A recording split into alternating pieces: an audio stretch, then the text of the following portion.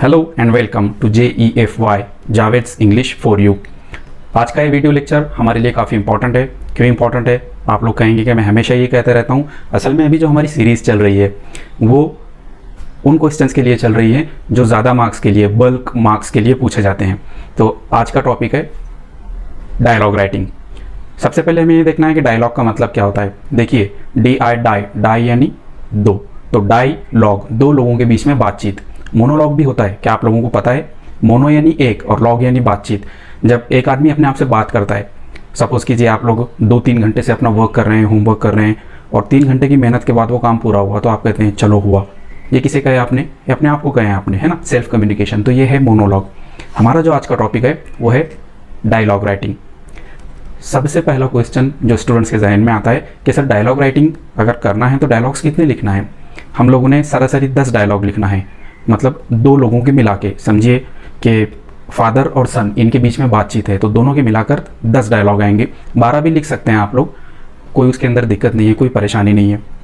जब हम लोग डायलॉग राइटिंग लिखेंगे तब क्या होता है कि जो स्पीकर होता है उसमें और डायलॉग में आप लोगों ने सेपरेशन करना है, उनको अलग करना है। किस तरह से अलग करना है?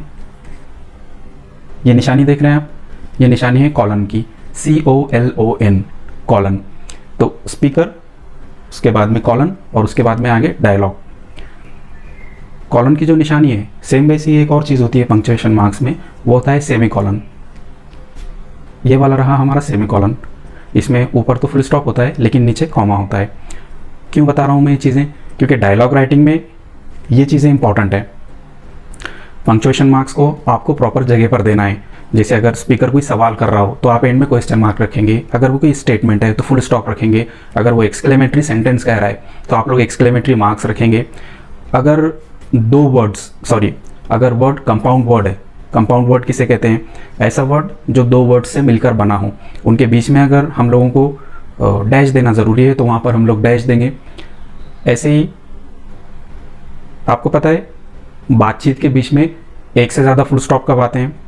उस वक्त आते हैं जब स्पीकर की कहने वाले की बात पूरी नहीं हुई। समझिए ब्रदर और सिस्टर, इनके बीच में कम्युनिकेशन शुरू है, ब्रदर का डायलॉग है लेकिन उसकी बात पूरी नहीं हुई है, उसके बीच में सिस्टर अपनी बात करी है, तब आपको ब्रदर की जो बात है, जो डायलॉग है, उसके एंड में फुल स्टॉप नहीं रखना है, वहाँ पर डॉट देना है, 3-4 डॉट देना है, फुल स्टॉप देना है। यानी इनकी बात पूरी नहीं हुई थी तब इन्होंने बोलना शुरू किए। डायलॉग में ये भी ज़रूरी है क्योंकि नेचुरली जब हम लोग बातचीत करते हैं तब हमेशा ऐसा नहीं होता है कि हमारी बात पूरी होती है और सामने वाला अपनी बात करता है। ठीक है, आमतौर पे क्या होता है, अगर दो दोस्त बात कर रहे हो तो अक्सर ऐसा होता है कि जो सुनने वाला रहता है वो पूरी बात सुने बगैर अपनी बात बीच में शुरू कर देता है, चल हटाना, इस तरह कह के वो अपनी बात करता है। ऐसी सूरत में इस केस में आप लोगों ने क्या करना है? फुल स्टॉप नहीं देना है, आप लोगों ने डॉट्स देना है, 3-4 डॉट्स देना है, फुल स्टॉप देना है। और वहाँ से जो है तो बात नए स्पीकर की जो बात है वो कंटिन्यू होगी, शुरू होगी। हमेशा की तरह अगर आप लोग को व्हाइट बोर्ड की राइटिंग थोड़ी बारीक दिखती हो, समझ में ना आए, तो फिक्र मत कीजिए। जो हमारी बॉटम लाइन है कंप्यूटराइज्ड है, उसके ज़रिए मैं आपको बता दूंगा कि मैं जो इंपॉर्टेंट चीज़ें लिख रहा हूँ वो क्या है। मैं कोशिश करूँगा कि डिफ़िकल्ट वर्ड्स के मीनिंग मैं आप लोगों तक दे दूँ। स्क्रीनशॉट भी रहेगी जो कुछ मैं पढ़ा रहा हूँ उसकी, और साथ में एक PDF फाइल भी अटैच कर दूंगा मैं, कमेंट्स में भी और साथ ही साथ डिस्क्रिप्शन में भी। थोड़ा सा मेरे साथ ध्यान से बने रहिए, काफ़ी इंपॉर्टेंट टॉपिक है, सुन रहे हैं ना आप लोग। पंक्चुएशन मार्क्स में एक बहुत इंपॉर्टेंट चीज़ है, वो है कॉमा। कब देते हैं हम लोग कॉमा? हम फुल स्टॉप उस वक्त देते हैं जब हमारी बात कंप्लीट हो गई हो, ठीक है, लेकिन कॉमा कब देते हैं? जब कोई चीज़ पूरी ना हुई हो, कंप्लीट ना हुई हो। जैसे कि आपको एक सेंटेंस बोलना है, I went to the market and bought pen, pencil and eraser. तो यहाँ पर जो चीज़ें हैं उनको आपने सेपरेट किए हैं, पेन, पेंसिल एंड इरेजर। तो इरेजर को तो आपने पहले एंड लगाकर सेपरेट कर दिए, लेकिन पेन और पेंसिल को जो आपने सेपरेट किए वो कॉमा की मदद से किए हैं। काफ़ी लोगों को कन्फ्यूज़न रहता है कि कॉमा और एपोस्ट्रोफी ये दोनों सेम है क्या? देखिए, असल में दोनों का लुक सेम है। अगर आप देखें तो ये वाला कॉमा है और ये वाला एपोस्ट्रोफी है। सिर्फ इन्हें देखकर नहीं बोल सकते हम कि कौन सा कॉमा है और कौन सा एपोस्ट्रोफी है, इनकी जो जगह है उस पर समझ में आता है। अब देखिए, ये जो हमारा वर्ड है बुक्स, इसमें जो दिया गया है वो एपोस्ट्रोफी है। क्यों एपोस्ट्रोफी है? क्योंकि उसकी जगह थोड़ी सी ऊपर के हिस्से में है, ठीक है। जो लेटर हम लोग लिख रहे हैं BOOKS, उसमें ऊपर की तरफ एपोस्ट्रोफी है। और अगर हम लोग नीचे वाली एग्जांपल देखिए, बुक्स लिखकर मैंने जो दिया हूँ वो कॉमा है। शेप तो एपोस्ट्रोफी और कॉमा दोनों का एक है, लेकिन उसकी जगह थोड़ी नीचे की तरफ है। कॉमा जो है तो बॉटम लाइन की तरफ आता है। अगली जो चीज़ है वो है दो लोगों के बीच में बातचीत किस तरह से होगी। काफ़ी स्टूडेंट्स मुझसे पूछते हैं कि बातचीत बहुत ज़्यादा फॉर्मल करना है हम लोगों ने या फिर बिल्कुल फ्रैंक बातचीत करना है। देखिए, दो अलग अलग चीज़ें हैं। एक है फ्रैंक बातचीत जिसमें बिंदास आप लोग बातचीत करते हैं, ऐसा कब होगा अगर क्वेश्चन ये है कि डायलॉग दो दोस्तों के बीच में है, दो भाइयों के बीच में है, दो गर्ल्स हैं जो एक दूसरे की फ्रेंड्स हैं उनके बीच में है, तब काफ़ी फ्रैंक बातचीत रहेगी, सिंपल बातचीत रहेगी। लेकिन अगर ऐसे आता है कि dialogue between father and son या फिर dialogue between teacher and student, तो यहाँ पर आप लोगों को बहुत ज़्यादा फॉर्मल बातचीत करना है, बराबर है। एक टीचर के साथ कम्युनिकेशन में आप ये नहीं डाल सकते बीच में कि और भाई क्या चल रहा, ठीक है, ये ठीक नहीं रहेगा, मुनासिब नहीं रहेगा। इसके बाद आते हैं हम लोग ओपनिंग सेशन पर। सपोज़ कीजिए आप लोग एग्जाम हॉल में बैठे हैं, आप लोगों के सामने एक क्वेश्चन है कि write down dialogues between teacher and the student about homework, इस तरह से। तो जो टॉपिक है आपका दिया हुआ जिस पर आप लोगों ने बातचीत करना है उसको डायरेक्टली ओपन नहीं करना है, आप लोगों ने डायरेक्ट उस पर नहीं आ जाना है, ठीक है। उसको धीरे धीरे वहाँ तक अप्रोच करना है, वहाँ तक जाना है आप लोगों ने। जैसे good morning sir, how are you, इस तरह से। फिर जो टीचर है वो कोई रिप्लाई करेगा, ये है ओपनिंग। इस तरह से आपने टॉपिक को ओपन करना है।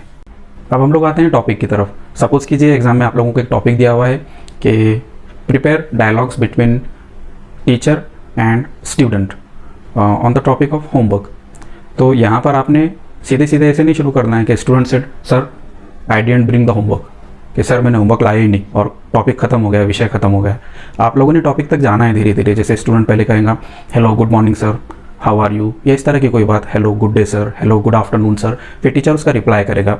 तो डायलॉग्स के लिए जिस तरह से स्टार्टिंग ज़रूरी है, ओपनिंग ज़रूरी है, ठीक वैसे ही क्लोजिंग भी ज़रूरी है कि दो लोगों के बीच में जब बातचीत हो गई है तब वो अपनी बातचीत पूरी करके खामोशी से अलग अलग नहीं हो जाएंगे। कोई एक क्लोजिंग सेंटेंसेस कह सकते हैं लास्ट में। जैसे हम लोग जब अलग अलग होते हैं तो क्या कहते हैं हम लोग, okay see you bye bye, okay will meet you soon. इस तरह से आप लोग एंड कर सकते हैं। अगर ज़रूरी है तो आप लोग एंड में ऐसा बोल सकते हैं कि okay thank you, thanks for the help, इस तरह से। अब लोग आते हैं हम लोग हमारे प्रैक्टिकल क्वेश्चन की तरफ। मैं आप लोगों को एक क्वेश्चन देता हूँ और सॉल्व करके बताता हूँ कि डायलॉग किस तरह से क्रिएट करने हैं। हमारा क्वेश्चन क्या है? Question, you go to a UIDAI Aadhaar centre. क्या है ये? Unique identity authority of India for correction in your Aadhaar. आपके पास जो आधार कार्ड है उसमें आपके नाम की स्पेलिंग में थोड़ा सा करेक्शन है, गलती हुई है। Right dialogues between you and Aadhaar operator. अब हम लोग आधार ऑपरेटर को इसके बाद AO इस तरह से लिखेंगे, ठीक है। तो आपके और वहाँ पर जो आधार ऑपरेटर है उनके बीच में बातचीत हुई है। क्या बातचीत हुई है? इमेजिनरी डायलॉग्स आप लोगों ने क्रिएट करने हैं, लिखने हैं। अब देखिए यहाँ पर मैंने टोटल 12 डायलॉग्स क्रिएट किया हूँ, लिखा हूँ। 10 तक भी लिखे तो चलेगा, मैंने 2 इसलिए एक्स्ट्रा कर दिया क्योंकि ये लास्ट वाले 2 ऐसे ही है, बस क्लोजिंग है, वो थैंक यू सर, और जो दूसरा बंदा है वो कह रहा है कि नेवर माइंड, कोई बात नहीं। स्टार्ट किस तरह से किया हम लोगों ने? माई सेल्फ सेड, कॉलन देना ज़रूरी है, ये वाली निशानी कॉलन की है। गुड मॉर्निंग सर, हम लोग ये एज्यूम कर रहे हैं, ये अंदाज़ा लगा रहे हैं कि हम ऑपरेटर के पास में सुबह के टाइम गए हैं। I want to make spelling correction in my Aadhaar card, मुझे अपने आधार कार्ड में कुछ स्पेलिंग करेक्शन करना है। हाउ टू डू दैट, क्या करना पड़ेगा उसके लिए, कैसे करना है? आधार ऑपरेटर सेड। देखिए ऐसी जो कॉलन की जो निशानी रही और आप लोग पढ़ रहे हैं, चाहे आप कोई ड्रामा पढ़ रहे हो या इस तरह के डायलॉग्स पढ़ रहे हो, तो आप लोगों ने इसको सेड पढ़ना है, ठीक है। अगर आप उर्दू पढ़ रहे हैं तो उसे पढ़ते हैं ने कहा, और अगर इंग्लिश पढ़ रहे हैं तो इसे कहना है सेड। आधार ऑपरेटर सेड गुड मॉर्निंग। आपके जो गुड मॉर्निंग थी उसका जवाब दिया उन्होंने। हियर्स द करेक्शन फॉर्म, ये रहा correction form, fill it up, इसे भर दीजिए। The details marked with asterisks are compulsory. और फॉर्म में जो डिटेल लिखी हुई है तो कुछ डिटेल के पहले एस्टेरिक्स बना है, वो कंपलसरी है, वो पक्की भरना है। यानी जिन पर एस्टेरिक्स नहीं है उनको आपने स्किप भी किए, छोड़ भी दिए तो चलेगा। याद रखो अक्सर फॉर्म ऐसे होते हैं जिनके अंदर एस्टेरिक्स की निशानी होती है, जहाँ एस्टेरिक्स हो वो आप लोगों ने ज़रूर लिखना है, बाकी आपके ऊपर है, दिए भी तो चलेगा और ना दिए तो भी चलेगा। एस्टेरिक्स क्या होता है? इसका मतलब होता है स्टार, इस तरह का। अक्सर फॉर्म्स में ये स्टार हमें देखने मिलता है। ग्रीक वर्ड है शायद ये एस्टर, इससे ये बना है, इससे याद रखना तो आप लोगों को आसानी होगी याद रखने में। स्टार उससे बना है asterisks. Fill the form in capitals. और आप लोगों ने फॉर्म कैसे भरना है? कैपिटल में भरना है। दूसरा डायलॉग शुरू हो रहा है हमारा। What documents do I attach with it. अब देखिए ये जो डायलॉग्स हम लोग बनाए हैं, क्रिएट किए हैं, ये एक तरतीब में होना चाहिए, एक के बाद एक क्या बातचीत हो रही है, ठीक है। रैंडम किसी भी जगह कोई भी डायलॉग को आप लोग नहीं रख सकते, डायलॉग्स में एक फ्लो होना चाहिए। हम पूछ रहे हैं कि क्या डॉक्यूमेंट्स इस फॉर्म के साथ अटैच करने हैं, जोड़ने हैं। आधार ऑपरेटर आपको जवाब दे रहे हैं कि योर करंट आधार कार्ड जिसमें गलती हुई है उसकी फ़ोटोकॉपी चाहिए। फ़ोटोकॉपी किसे कहते हैं? हम लोग ज़्यादा फ़ोटोकॉपी यूज़ नहीं करते, हम लोग जेरोक्स ये वर्ड यूज़ करते हैं, लेकिन एक्चुअल वर्ड फ़ोटोकॉपी है। जहाँ भी फ़ोटोकॉपी आए तो याद रखना कि इसका मतलब जेरोक्स है। पासपोर्ट साइज्ड फ़ोटो देना है एंड योर बर्थ सर्टिफिकेट और टीसी और एलसी और मार्कशीट। अब यहाँ पर ये जो ऑब्लिक की निशानी के साथ में चीज़ें हैं, इनमें से कोई एक चीज़ देना है। बर्थ सर्टिफिकेट तो आपको पता है, टीसी मतलब ट्रांसफ़र सर्टिफिकेट, जब किसी स्कूल से अपना एजुकेशन कंप्लीट करके जाते हैं आप, तब वहाँ से आपको टीसी मिलती है। इसी को कुछ लोग एलसी कहते हैं, एलसी यानी लिविंग सर्टिफिकेट, या फिर मार्कशीट आप लोगों ने देनी है।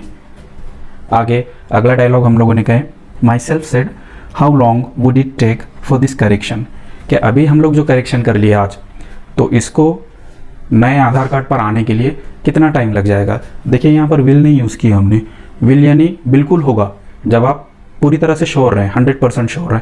I will pass the exam, मैं एग्ज़ाम पास करके रहूँगा, बिल्कुल कर लूँगा मैं। लेकिन यहाँ पे वुड क्यों? क्योंकि हमें पता नहीं है कितना टाइम लगेगा, 15 दिन लगेंगे, 20 दिन लगेंगे, 10 दिन लगेंगे, तो कितना टाइम लग जाएगा इस करेक्शन को होने में। Aadhaar operator replied, yes sorry said, after 72 hours of correction you can download the updated Aadhaar card. 72 घंटे जब हो जाते हैं आपको करेक्शन करके, तो आप नया आधार कार्ड डाउनलोड कर ले सकते हैं। एक इंपॉर्टेंट बात याद आई, इसे क्या पढ़ना है आप लोगों ने? THE, इसे आपने पढ़ना है द या दी। रैक योर ब्रेन्स, अब ये क्या भला है? इसका मतलब होता है दिमाग के घोड़े दौड़ाओ, एक ईडियम है ये, दिमाग पर जोर डालो। रैक योर ब्रेन्स, काफ़ी लोगों को आपने ये कहते सुना होगा कि ये द है, काफ़ी लोगों को ये कहते सुना होगा कि ये दी है।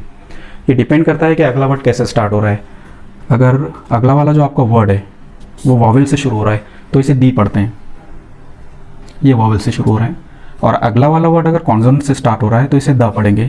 जैसे कि अब ये एग्जांपल देखिए, एक जगह बुक है और एक जगह आइसक्रीम है, तो बुक एक कॉन्सोनेंट से स्टार्ट हो रहा है तो आप लोगों ने कहना है द बुक, लेकिन आइसक्रीम वॉवेल से स्टार्ट हो रहा है तो आप लोगों ने कहना है दी आइसक्रीम।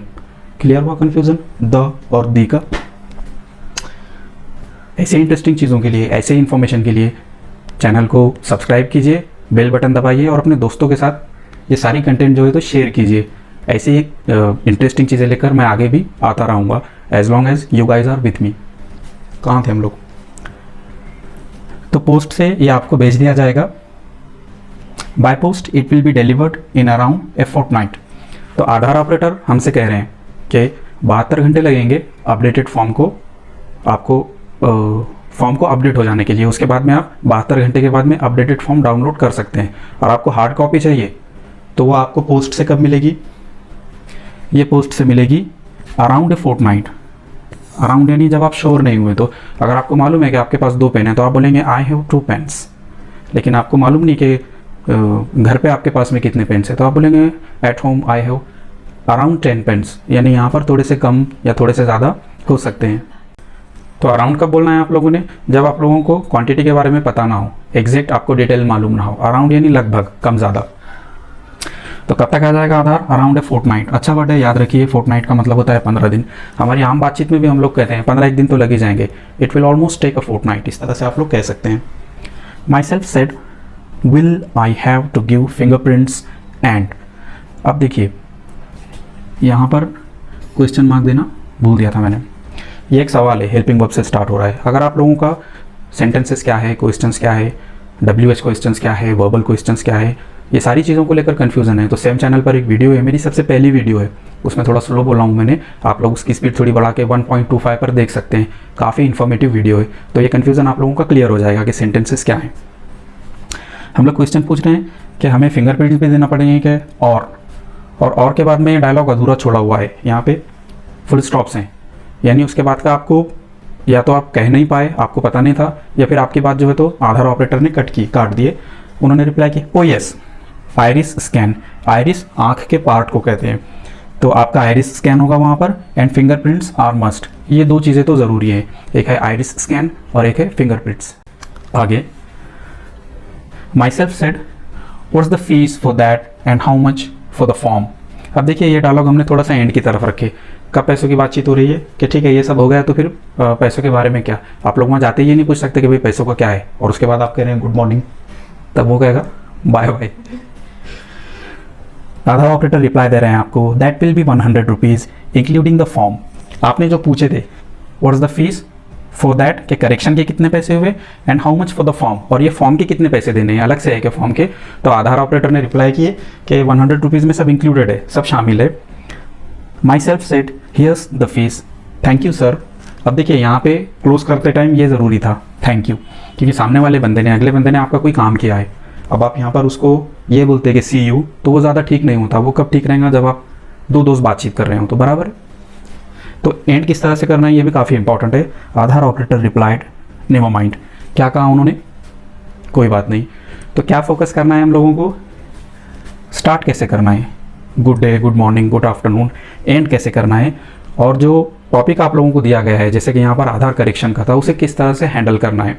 काफ़ी आसान है ये, अगर ध्यान से आप लोग देखते हैं तो बिल्कुल आसानी के साथ आप लोग समझ सकते हैं। मैं कोशिश करूँगा कि आगे एक और डायलॉग लेकर आऊँ, और मैं कोशिश करूँगा कि वो डायलॉग इंग्लिश में हो। सपोज़ आप कोई बैंक जाते हैं, SBI जाते हैं अपना अकाउंट ओपन करने के लिए, तो वहाँ पर आपकी जो भी मैनेजर है या फिर जो भी क्लर्क है उनसे क्या बातचीत होती है, इसके लिए ये रहा आपका स्क्रीनशॉट। अगर आप लोगों को लगता है कि इस वीडियो से आपको कुछ तो नया सीखने मिला है, एक आध वर्ड, एक आध फ्रेज़, तो प्लीज़ इस वीडियो को लाइक कीजिए, कमेंट कीजिए, अपने दोस्तों के साथ शेयर कीजिए। कोई तो ऐसा होगा जो आपका दोस्त है, रिलेटिव है, और जो एग्जाम्स के लिए अपियर हो रहा है। मेरे ख्याल से काफ़ी इंपॉर्टेंट डिटेल्स है इसमें। और चैनल को सब्सक्राइब करना और बेल आइकॉन दबाना, ये बात मत भूलिए। Thank you for listening the lecture.